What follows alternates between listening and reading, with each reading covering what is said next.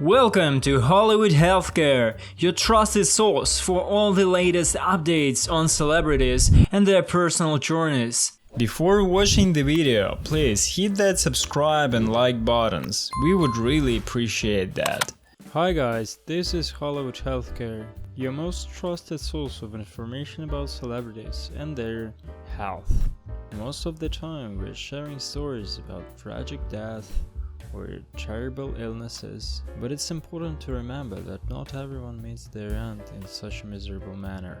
Some people are fortunate enough to live long and pass away painlessly, and if luck is truly on their side, they may even experience pure happiness in their final moments, living their consciousness forever locked in a state of bliss. While dying during sex may not be the most pleasant experience for one's partner, it does have its perks. Those who have met their demise in such a manner have been known to have a smile on their face, and perhaps something else on their face as well. In fact, there have been a number of famous and powerful individuals who have met this fate. First is Nelson Rockefeller, former Vice President of the United States. Met a controversial end in 1979, despite initial reports claiming that he had passed away due to a heart attack in his office at Rockefeller Center. It was later revealed that he had actually died in a separate townhouse that he owned. The cause of death was rumored to be related to his relationship with a 25-year-old aide who had worked as a reporter before he created a new position for her. While it cannot be confirmed that they were having an affair, many publications at the time suggested that this may have been the case. Regardless of the circumstances surrounding his death, it is clear that Rockefeller didn't pass away in a state of misery or pain. The second one is Pope John XII.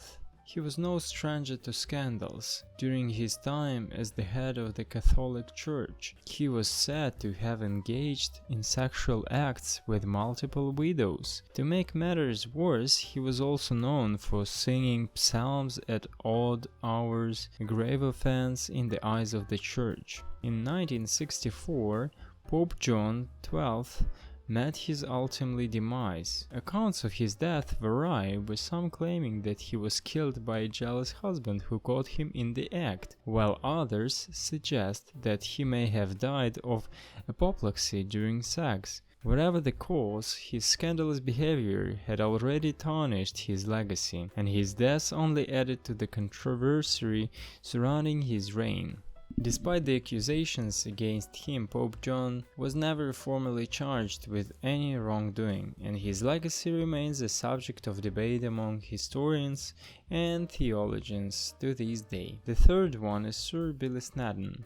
His political career was marked by controversy and ridicule. Despite his unfortunate name, he entered Australian politics in the 1970s. However, his opponents used the slogan "Oh no, not Snedden" to campaign against him, which proved successful. Defeated, Snedden declared that they were not defeated, but they had not won enough seats to form a government. This statement was met with ridicule, and he was appointed Speaker of the House as a result. In 1987, Snedden was found dead in a motel room after attending a campaign launch for future Prime Minister John Howard. The police discovered him wearing a condom, and his companion for the evening had fled that scene, leaving her identity a mystery. It was later revealed that she was Drew Snedden's ex-girlfriend, and Drew showed nothing but respect for his father. He stated that it was an adrenaline-filled evening, and that his father would have been proud to die on the job.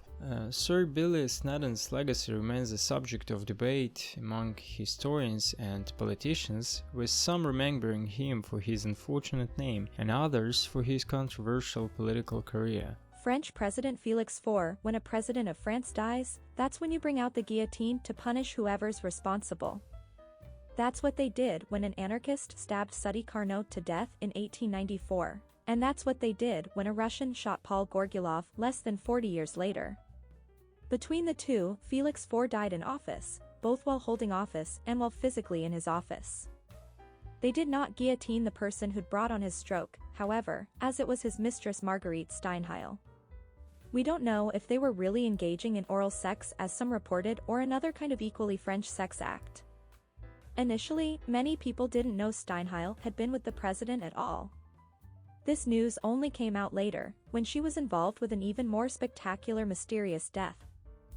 Let's talk about the infamous elder McConaughey, also known as Jim McConaughey, the father of Hollywood star Matthew McConaughey. While there are rumors that Woody Harrelson's father may have fathered Matthew, Jim's legacy remains significant in his own right. Some have speculated that Matthew may follow in his father's footsteps and enter politics, but for now, Jim is remembered as a progenitor of the McConaugheys. Jim's death was as controversial as his life. He passed away while engaging in sexual activity with Kay, Matthew's mother. Rather than dressing him before calling for emergency services, Kay left him naked to showcase his impressive endowment, which she referred to as his gift. While one might assume that such a situation would be traumatic for the partner involved, Kay's actions suggest otherwise. Perhaps Jim's death